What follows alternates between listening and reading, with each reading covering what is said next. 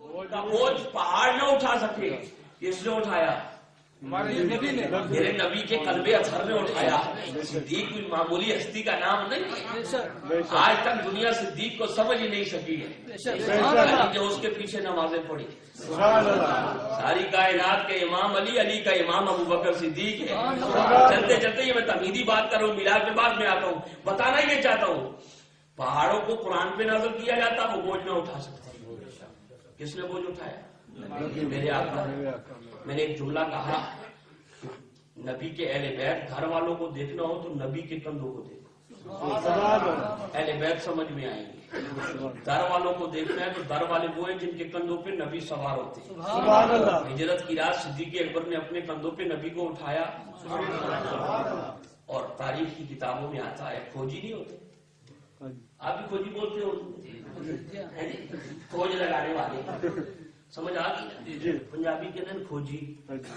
وہ جڑا ماسٹر آدمی ہوتا سی نا اس ویلے، جب کوئی جگہ قدمہ نشان دسنا سی بھی ادھر گیا یا ادھر گیا، ابو جال اور یہ کفار مکہ نے کھوجی کا بندوبست کیا، بھائی زمین کھا گئی، آسمان کھا گئی، علی کو اپنا بستر دے گئے۔ ہجرت کی رات بستر علی کے حوالے، کس کے حوالے؟ علی کے حوالے۔ میری امانتیں واپس کر کے آ جانا۔ میں ہاتھ باندھتا ہوں حضرت اس واقعہ کو بنیاد بنا کر، جی نبی نے بستر دیا، نبی نے بستر دیا۔ یار لوگ کہتے ہیں جی خلافت کے حقدار وہ تھے، میں نے کہا علی مجھ سے اور آپ سے زیادہ جانتے تھے کہ کون۔ یہ خطبہ مولائے کائنات کا بتائیں جب امیر المومنین آپ بنے، کسی آپ نے کہا اور تاریخ کی کتابوں میں ذمہ داری کے ساتھ کہہ رہا ہوں کہ وہ ان کا چناؤ صحیح نہیں تھا۔ چوتھے خلیفہ جب بنے تو مولا علی سے ایک مرتبہ کسی نے پوچھا کہ کیا وجہ ہے جتنی مشکلات آپ کے دور خلافت میں ہے، اتنی مشکلات اس وقت نہیں تھی، ابو بکر کے زمانے میں نہیں تھی، حضرت عمر کے زمانے میں نہیں تھی، حضرت عثمان رضوان اللہ تعالی علیہ اجمعین ان کے زمانے میں نہیں تھی جتنی مشکلات آپ کو ہیں۔ مولا علی نے ایک جواب دے کر صدیق، عمر اور عثمان رضوان اللہ تعالی علیہ اجمعین کی خلافتوں پر مہر کر، اس وقت نہیں تھی، اب ہے نا۔ اس نے کہا جی، کا فرق یہ ہے کہ جب خلیفہ وہ تھے مشیر میرے جیسے تھے، خلیفہ وہ تھے مشیر میرے جیسے تھے، اور جب میں بنوں مشیر تمہاری طرح ہے۔ میری بات سمجھ آ گئی آپ کو؟ بول رہی ہے بات کہ جب وہ خلفاء تھے مشیر میرے جیسے تھے، اور جب میں آج خلیفہ بنوں مشیر تمہارے جیسے تھے۔ سمجھ آ گئی نا؟ تو مولا کائنات نے ایمان والوں عقیدہ دے دیا امت مسلمہ۔ تو عرض یہ کر رہا تھا کہ علی میرے بستر پہ سو جاؤ، علی میرے بستر پہ سو جاؤ۔ ایک وہ رات ہے کہ علی کو وہ بستر نصیب ہوا۔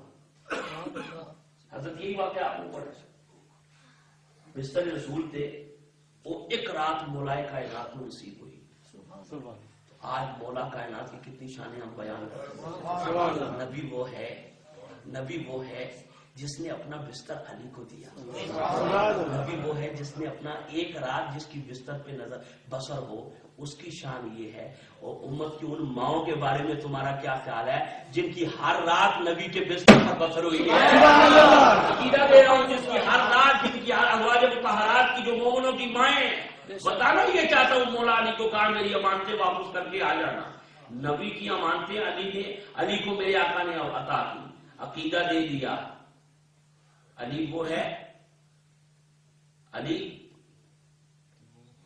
ہے نبی نے عقیدہ جس کی حفاظت کا ذمہ نبی نے اٹھایا،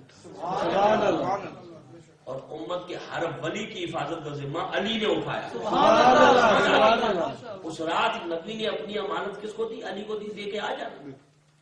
اب میں آپ سے آج پوچھتا ہوں، پورے مکے میں نبی کی امانتوں کا امین علی کے علاوہ کوئی ہمیں نظر نہیں آتا۔ بات سمجھا؟ گل سمجھ آنی بھی نہیں۔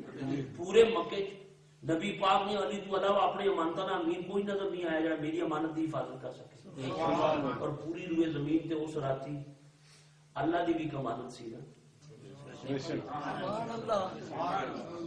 صاحب اللہ کی بھی تو امانت تھی۔ وہ کیا تھی؟ حضور کی ذات۔ نبی کی امانت کی حفاظت علی کے حوالے، اور اللہ کی امانت کے ساتھ ابو بکر ہم سب کے ماننے والے ہیں، گھر والوں کے بھی ماننے والے ہیں، در والوں کے بھی ماننے والے ہیں۔ تو آج یہ کر رہا ہوں تو معمولی ہستیاں نہیں ہے جن کا تذکرہ ہم کرتے ہیں، ہمارے سنت و جماعت ہے، ہم ہر کی عظمت کو سلام کرتے ہیں۔ جس کو نسبت ملی میرے نبی کے وسیلے سے ملی ہے، میرے نبی کے صدقے میں یہ عزتیں انہیں ملی ہیں۔ آج اولیاء کا ذکر کرتے ہیں تو نبی کے وسیلے سے ملی ہے ان کو یہ عزتیں، نبی سے نسبت ہو گئی، اللہ نے ان کو یہ عزتیں عطا کر دی۔ اب یہ کر رہا تھا ایمان والوں، سارے قرآن کا بوجھ پہاڑ نہیں اٹھا سکے، نبی کے دل نے اٹھایا، اور ہجرت والی رات وہ صدیق اکبر کی عظمت کو سلام کیوں نہ کرے جس نے قرآن کا بھی بوجھ اٹھایا، قرآن والے کا بھی بوجھ اٹھایا۔ اپنے کندھوں پہ سیدنا صدیق اکبر نے نبی پاک سے ان کو اٹھایا تھا یا نہیں اٹھایا؟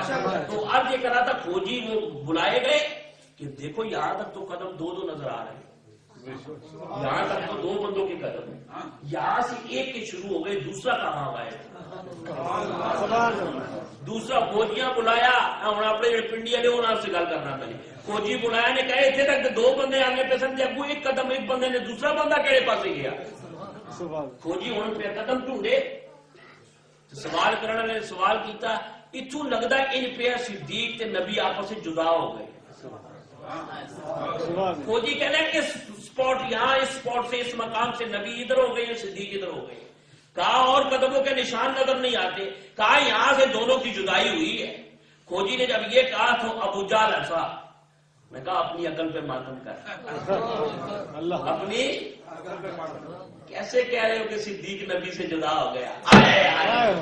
میں نے بڑی بات کی آپ کو، مجھے بڑا ذوق آتا ہے جب یہ واقعہ میری نظروں میں آتا ہے۔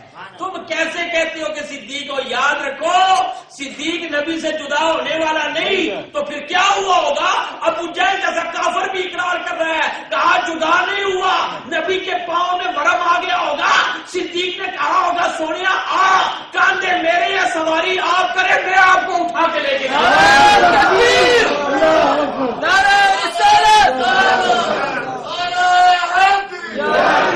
ارے یہ تو مکے کا کھلا کافر بھی جانتا ہے کہ صدیق نبی سے جدا نہیں ہو سکتا۔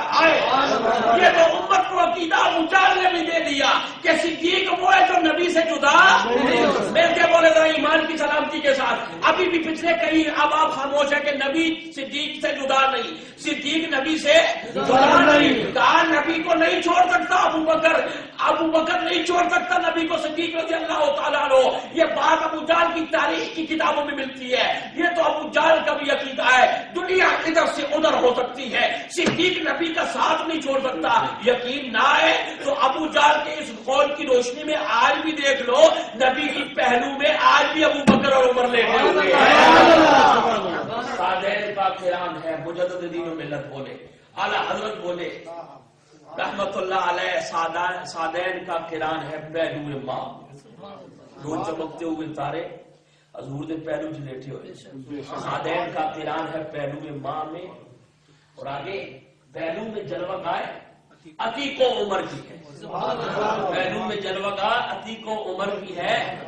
اور آگے اعلیٰ حضرت نے بڑی خوبصورت بات کی کہ معصوموں کو ہے عمر میں صرف ایک بار، معصوموں کو ہے عمر میں صرف ایک بار، ارے آسی پڑے رہے تو سلام عمر بن گئی ہے۔ 70,000 فرشتہ صبح نبی کے روزے پہ آتا ہے، 70,000 شام کو آتا ہے، جو ایک مرتبہ آ جائے زندگی میں دوبارہ اس کی باری نہیں آتی، زندگی میں دوبارہ باری نہیں آتی، زندگی میں دوبارہ باری نہیں ہوتی۔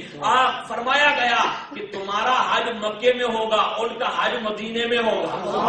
70,000 صبح آتا ہے، 70,000 شام کو آتا ہے۔ علامہ صاحب یہاں سے ایک مسئلہ یہ بھی نکلا، ہمیں کہتے ہیں مزاروں پہ کیا کرنے کے لیے جاتے ہو، ولیوں کے درباروں پہ کیا کرنے کے لیے جاتے ہو، داتا علی اجویری کی بارگاہ میں کیوں جاتے ہو، خواجہ میری کی بارگاہ میں کیوں جاتے ہو، شہنشاہ بغداد کی بارگاہ میں کیوں جاتے ہو، شہنشاہ گنگور کی بارگاہ میں کیوں جاتے ہو، شہنشاہ گولڈا کی بارگاہ میں کیوں جاتے ہو، شہنشاہ چورا کی بارگاہ میں کیوں جاتے ہو، جتنے اولیاء کے پاک آستانے ہیں یہاں پر کیا لینے جاتے ہو؟ یہ تو بدعت ہے، یہ تو شرک ہے۔ ہم نے کہا ہمیں نہ روکو، وہاں پر صرف نبی کا روزہ نہیں، 2 مزار اور بھی ہے، ابو بکر کا بھی مزار ہے، عمر کا بھی مزار ہے۔ 70,000 صبح آتا ہے، 70,000 شام کو آتا ہے، جو ایک مرتبہ آ جائے زندگی میں دوبارہ باری نہیں آتی۔ تو پتہ یہ لگا اس